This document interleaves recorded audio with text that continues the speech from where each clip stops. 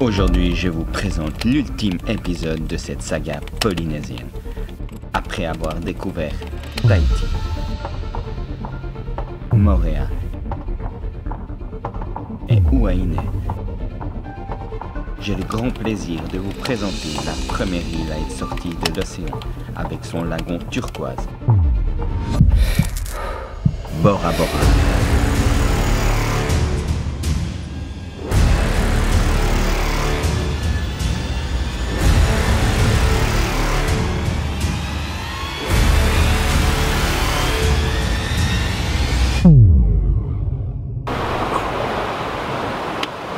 Ciao tout le monde, et voilà, nous venons d'arriver sur Bora Bora.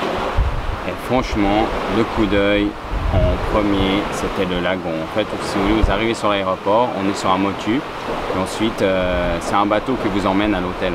Et là, on arrive à l'hôtel et on a une petite surprise assez cool, parce qu'à la base, en fait, on devait faire 3 nuits dans un bungalow plage et 2 nuits sur Piloti. On a été surclassé pour les 5 jours sur bungalow Piloti. Franchement, c'est incroyable. On se réjouit de voir ça.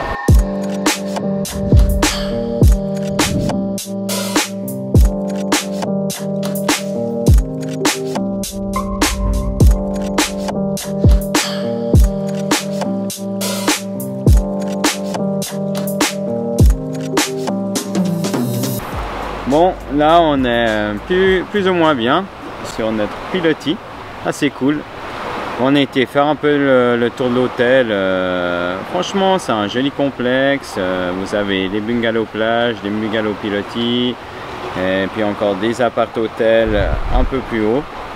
Par contre, ici, il y a tout qui est 15 fois plus cher. Sur place, les prix, c'est 3 fois plus haut. Au niveau des excursions, des sorties, de la nourriture, alors ils sont un réel plaisir de tout faire péter. Mais bon. On va quand même se passer nos 5 derniers jours comme il se doit pour notre lune de miel.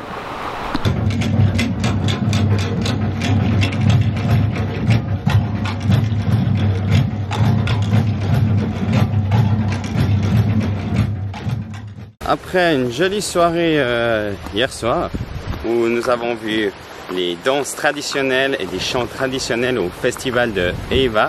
C'est en fait un festival qui a lieu toutes les années entre la fin juin et la fin juillet. Si vous y êtes une fois en ce moment-là, bah allez-y parce que c'est vraiment sympa à voir. Bon, aujourd'hui, nouvelle journée sur Bora Bora, première journée on pourra dire. On s'est pris une petite excursion dans le lagon, on va faire toute la journée en fait, on va aller visiter les motus, on va pique-niquer sur les motus et puis surtout, donc je disais, et surtout on va aller visiter des spots où il y a des requins, où il y a des raies. Ils vont être nourris. On va aller en fait dans un lagunarium, c'est une piscine géante naturelle. Ça va être juste incroyable. Donc, je me réjouis de vous montrer ça. En attendant, nous on va prendre la navette.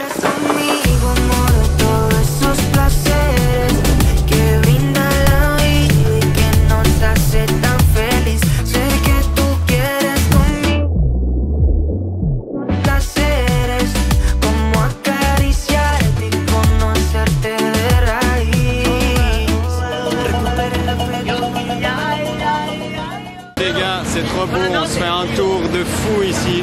On a une eau mais translucide, on est en train de passer dans des pilotis de Bourges. Mais autrement, c'est la pure folie. On a déjà vu pas mal de requins, de poissons, de raies dans une eau vraiment transparente. Bref, c'est génial quoi, c'est le rêve.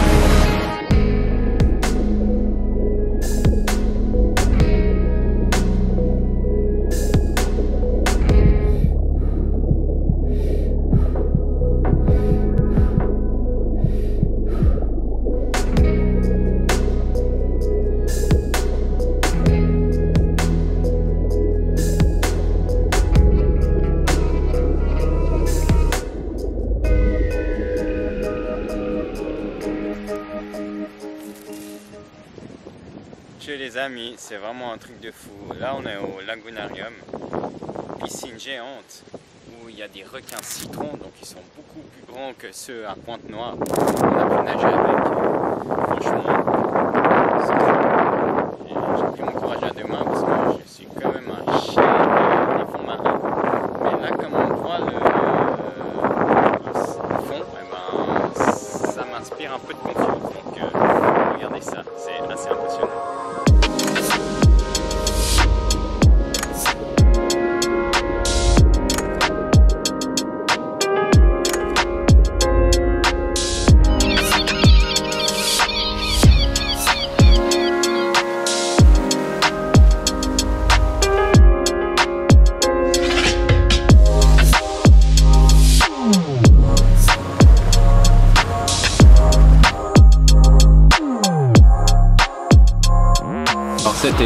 journée incroyable, on n'en est pas déçu. On avait peur que ça soit un peu la même chose qu'à Montréal, mais en fait on a beaucoup pu nager avec les requins à pointe noire, avec les raies, avec des poissons tropicaux, avec les murènes. Franchement, on n'a jamais vu ça dans une eau totalement transparente. C'était vraiment génial. Bora Bora, en fait, c'est la première île qui a surgi de l'eau dans les années, je sais plus combien. Bref, c'est assez petit. Il vous faut juste 32 km pour faire le tour de l'île. Par contre, comparé aux autres îles, c'est beaucoup plus touristique, d'où le nom Bora Bora. Enfin, à l'époque, en fait, si vous voulez, c'était Popora, après c'est devenu Pora Pora et maintenant c'est devenu Bora Bora. Il y a environ 30 000 touristes par année. Les habitants sont beaucoup plus nerveux, enfin, dans le sens où ils adhèrent moins les touristes que sur les autres îles parce qu'il y en a en masse qui viennent chaque année. Voilà.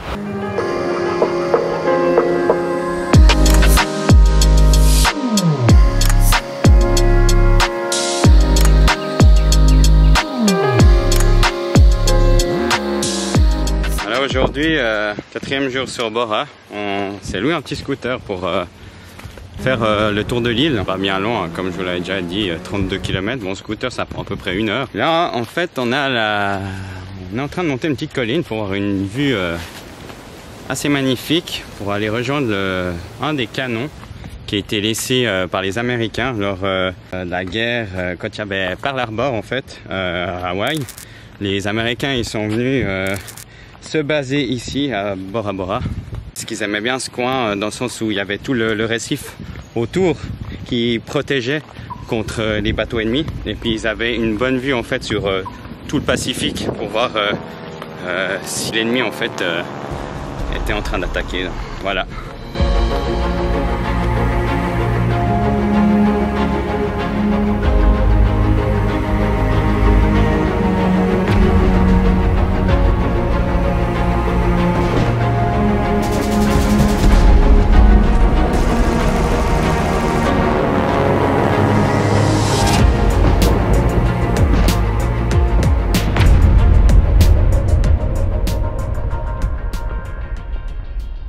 C'est vraiment hallucinant cette vue qu'il y a depuis ici. Donc c'est vraiment un des seuls endroits à Bora où vous pouvez accéder librement. Vous parquez en bas, vous avez environ 15 minutes de route et puis là vous pouvez admirer ce magnifique panorama. C'est plutôt fou, non?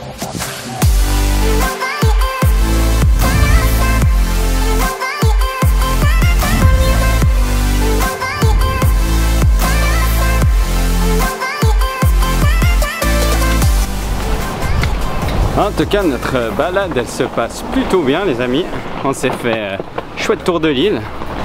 Petit conseil, du côté plage Matira, c'est sympa pour se baigner. Mais allez plutôt de l'autre côté, il y a pas mal de petites criques, d'endroits sympas où il n'y a personne. Et puis, vous pouvez vraiment passer un petit moment sympathique.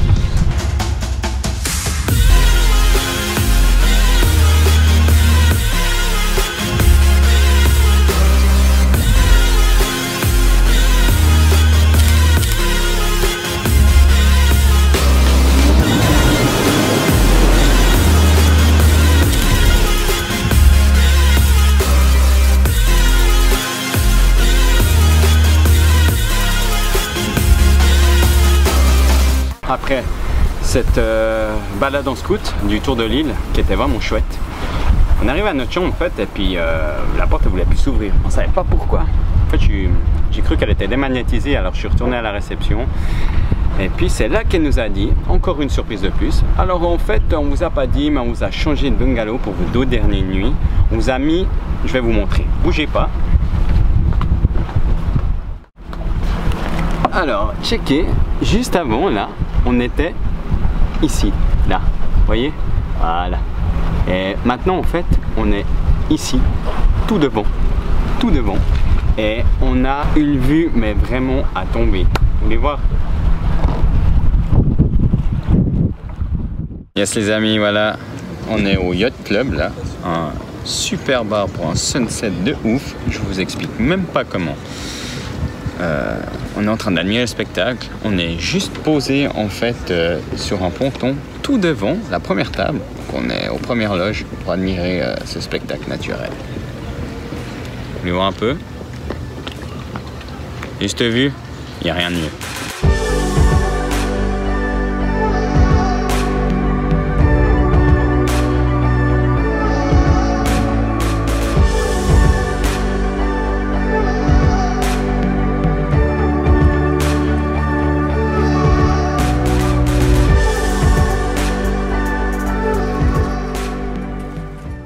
Super soirée au Yacht Club pour ceux qui viendront une fois sur Bora Bora.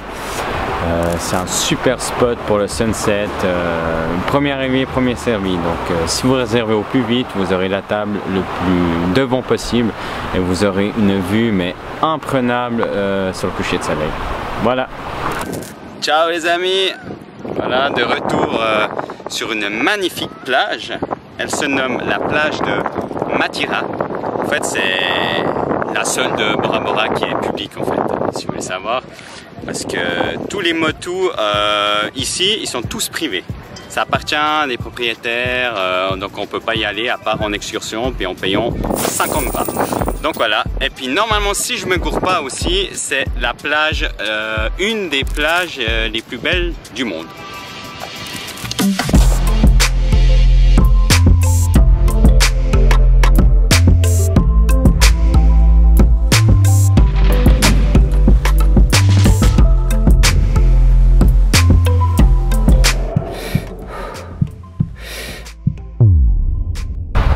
Yo tout le monde, voilà, dernier jour sur Bora Bora, dernier jour de nos vacances.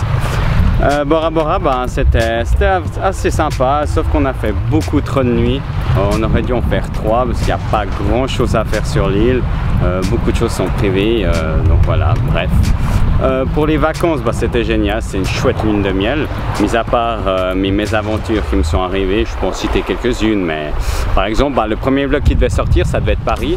Ben, c'était pas possible parce que quand j'arrive dans l'avion pour commencer le montage en direction de la Polynésie, eh ben, y a tout qui s'est passé. En fait, il n'y a plus rien sur la carte, donc génial.